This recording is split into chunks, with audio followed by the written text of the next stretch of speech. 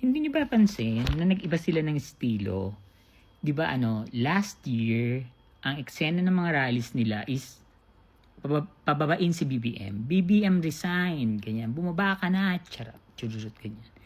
Wala kang kwenta, ganyan. Sara, ano ba yun? Sara lead, ganyan. Yun ang eksena ng mga rallies nila last year. Hindi umifek. Kasi yung unang-unang rally ng White Ribbon, yung maramihan na sumama sila na nagpasabog ng Molotov bombs, ang rally na yun is for transparency and accountability. Yung grupo lang nila ang sumisigaw na BBM resign. May sumisigaw na BBM resign, pero meron ding Sara resign. At karamihan is accountability and transparency. So gumawa sila ng mga rallies na BBM resign, chururut, Sara leads, wala pa Sara noon, tapos kunyari nasa Netherlands siya, wala siyang alam, pero nung rally ng INC, nakabarong na yung lola mo. Napansin nyo na iba? Na iba yung panawagan? Ang panawagan na nila ngayon is accountability and transparency. Kasi hindi umipik yung BBM design. Kaya ang ginawa nila, yung guerrilla type of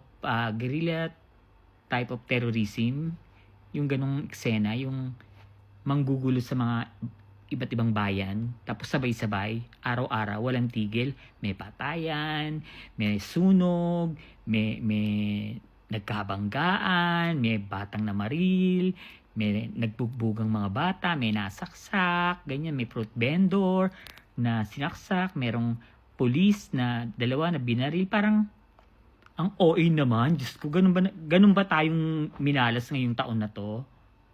Or dahil papalapit ng impeachment at magkakaalaman na, may impeach nga ba si Sara? Saan nga ba siya natatakot? Sa impeachment or sa plunder? Hindi umeffect yung BBM resign nyo.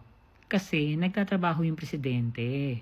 So ang ginawa nyo accountability and transparency, lalo na nung naaresto si Marcoleta. Diba? Wala kayong sinisigaw na BBM resign na ngayon, yung mga DDS, yung mga hakot.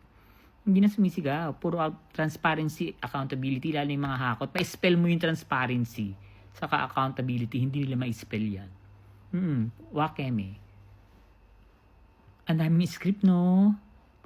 Yung habang nangyayari yung guerrilla type of kineso nyo, may mananawagan naman ngayon ng transparency, accountability na BBM is weak, ganyan. Minamind conditioning nyo sila na ang gulo-gulo talaga, kahit hindi naman, na nakalabas agad sa media hindi naman kilala.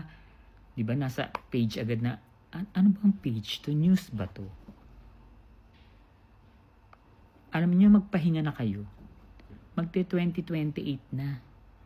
Hintayin niyo na yung eleksyon. Ngayon, kung meron kayong gustong isang pangkaso kapag hindi na presidente si BBM, edi isampan nyo. Yun lang yun, saka INC. Huwag na tayong maglokohan. Huwag nyong itama ang mali. Kapag tama ka, nakatahimik ka lang. Kaya ka maingay kasi gusto mong yung mga mali nyong ginawa. Dinadamay nyo pa yung mga tao sa ibaba na walang alam. Pinananangga nyo dun sa mga katarantaduhan nyo. Tapos itutumba nyo pa ako. Anong kasalanan ko? Bakit? Bakit nyo ako itutumba? Dahil totoo yung sinasabi ko. Kasi kung fake news ako, hindi kayo magagalit.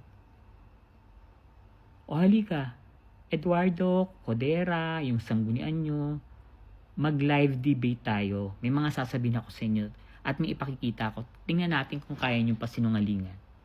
Walang sasagot ng Bible verse. Hindi pwedeng ganyan. Do not use the name of God in vain.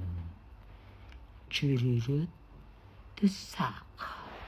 Tumba pala ha. Tumbaladum. Para kayong kaya mo naman talaga.